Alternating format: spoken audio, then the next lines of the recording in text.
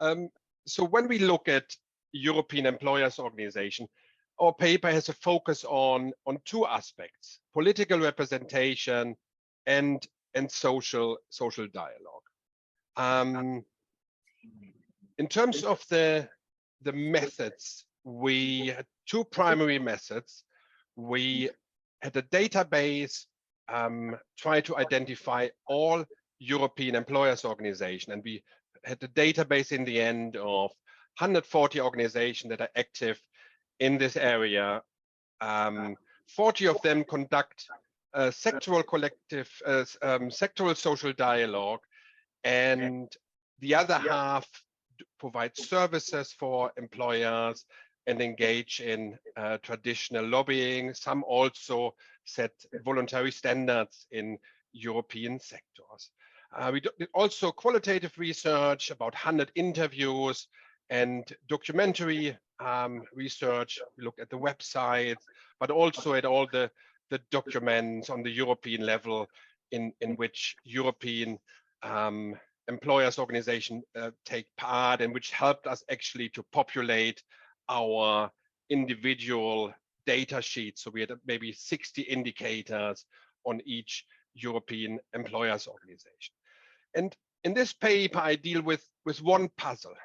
What we found really interesting or puzzling is that European employers organizations, they invest significant organizational resources for engaging in sectoral social dialogue and in the social dialogue with labor unions, while the substance of social dialogue is generally very, very limited, and EEOs, European employers organizations, mostly reject joint regulations. There's a bit of a disconnect. So there's more than 70 of these sectoral social dialogue meetings, lots of looser texts and looser joint statements, but in terms of the substance, there's very, very little, right? And so we try to explore a bit more in this paper, why do European employers organization do it and invest so many resources in these activities? And I guess the broader question is that we try to explore how European employers organizations represent their interests in the European Union. In terms of the gap of the literature, there's some consideration of European employers organizations in related literature. There's a bit on social dialogue, there's a bit on EU interest representation, but studies with an explicit focus on European employers organizations are extremely rare. There's a historical study by Plaza, we found a chapter, but overall the conclusion by Pochet and colleagues is that European employers organizations are the missing actor in the European employment relations literature, and that's still true nowadays. There's very little research with an explicit focus on employers in Europe. Our lens for understanding what employers are doing is the legitimacy literature. In a recent special issue on industrial relations theory, Dölgas and her colleagues suggested legitimacy as an inroad for studying change in employment relations research. And there are a couple of related literatures that are helpful. Resource dependency theory, for example, which suggests that organizations are dependent on their environment in which they operate. They need to manage external uncertainties, interdependencies with other actors, with legitimacy being one of the key factors. Suchman defined legitimacy as a perception or assumption that the action of an entity are desirable, proper, or appropriate within a system. And in our case here, I guess it's the political system within the European Union. There are two approaches to legitimacy generally. One is an institutional approach, which looks at the organizational field and thinks about how legitimacy is structured within a particular context and depends on the evaluation by other actors. The other element is strategic, and this literature looks at strategies, how actors shape or manipulate their own legitimacy. In our paper finds, I guess, evidence for both institutional as well as a strategic perspective. The literature also importantly differentiates between passive versus active support. If employers or other actors require a government to initiate new laws, it requires a higher level of legitimacy, while other actors might just require a government not to do anything, so it would require passive support, which would only necessitate lower levels of legitimacy. Our argument, we suggest that EOs pursue legitimacy within the EU to effectively represent their members' interests in the EU political process. And three elements are key for defining or constituting EO legitimacy. One is complying with formal and informal norms within the EU. I spell those out later in the empirical part. Then it depends on the standing exchange with the EU institutions, in particular the European Commission. And then it depends the legitimacy of EOs on the social dialogue with labor unions. If we come back to this notion that it is key for EOs to manage their interdependencies and relationship within the EU polity, the European Commission and European unions. In this context, they then pursue two main goals. For them, it is about access to the political process and lobbying and influencing policymakers. And maintaining credibility of social dialogue, engaging in social dialogue, helps to keep up the notion that employment relations are somehow self-regulating and the social partners can take care of business or employment relations by themselves. It helps to keep the legislator out. The other important reason is in cases where the legislator steps in, the EU Commission steps in, it might be a second best option for employers to initiate the bargaining option with labor unions, which is an option which can suspend the legislative process, and employers and unions have at least on paper the possibility to shape legislation in this area by themselves.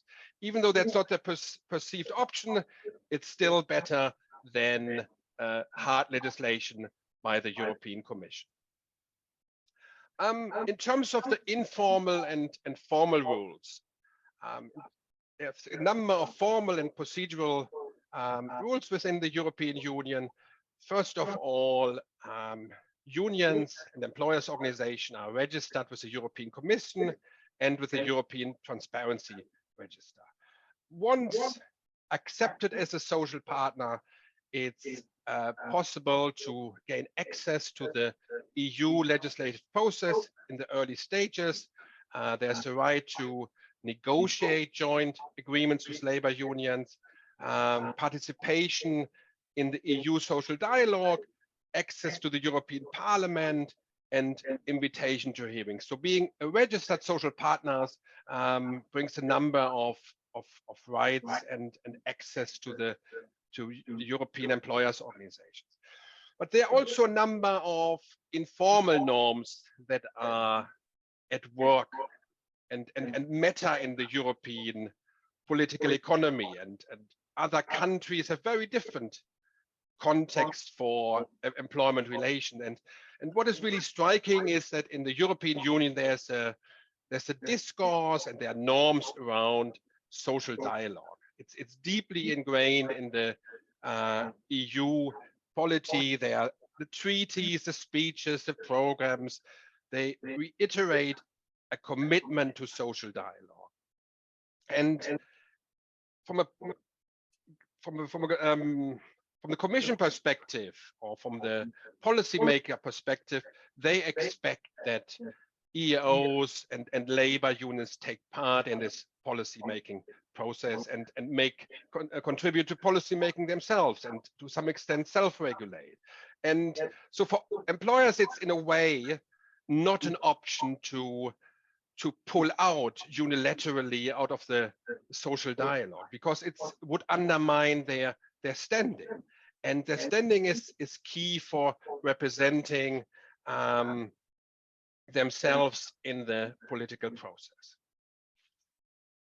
If we look more precisely at the relationship with EU institutions, there's a mutual dependency between the European Commission and civil society organizations like labor unions and employers organizations. The EU Commission is not supported by a very big democracy.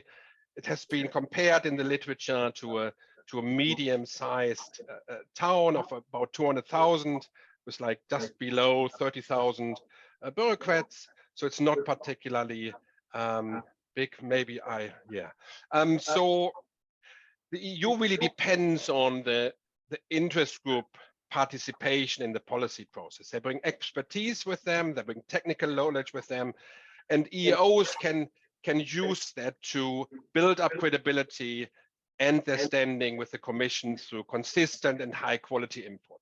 If you're reliably taking part in the policy process and providing consistent input to the Commission, you are much more easily heard in the policy process.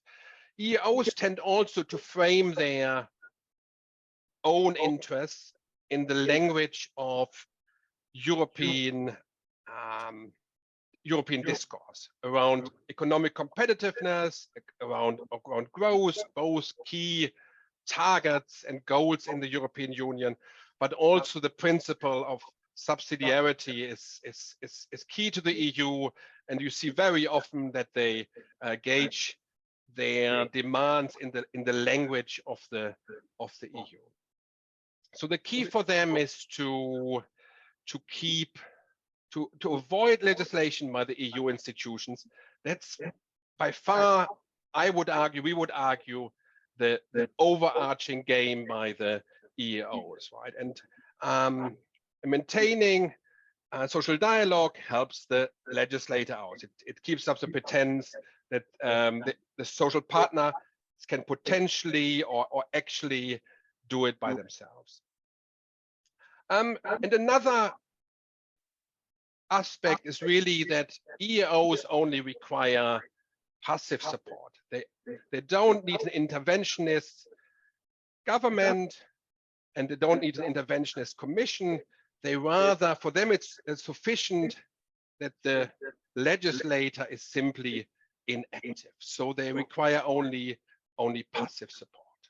And in the interaction with the European Commission, a lower level goal for them would be also to get access to EU funding and resources, and some of them are jointly pursued with labor unions. So just a quote from my field research, if I have still a little bit of time. We are working on what the priorities are from the European Commission that are affecting the industry. What are the threats? What are the opportunities? We have much more developed into a lobbying organization. One example of this interest representation would be the European Pillar of Social Rights, where EOs suggest that they were happy with general statements in this area, but they definitely wanted to avoid binding agreements. In the relationship with labor unions, that kind of complements the other areas I already talked about. They have conflicting interests, but EEOs accept unions as interlocutors, and they maintain the relationship with them, right? Because it's part of maintaining the legitimacy. And I mentioned the other points. So it's about maintaining legitimacy with EEOs, having access in the political process. I made this point before, and beyond that, I might want to mention the EU-funded projects, for example, on health and safety, but also joint lobbying on sectoral interests that can be observed. The conclusion. So European employers organizations pursue legitimacy to manage legislative threats and interdependencies with EU institutions and European unions. The legitimacy is shaped by 3 factors: complying with formal and informal norms, relationship with EU institutions, in particular the EU Commission, and the relationship with labor unions. Maintaining the credibility of social dialogue helps to keep the legislator out and prevents binding legislation, the main goal of the activities in Europe. Alternatively, if preventing legislation is not an option, they try to weaken it through lobbying, or they try to water it down through social dialogue. Inaction by the European Commission is generally in favor of employers, because we operate in Europe in a context of market making that has been happening and can be observed since the early 90s. And in this context, inaction in the area of social and employment legislation simply favors employers.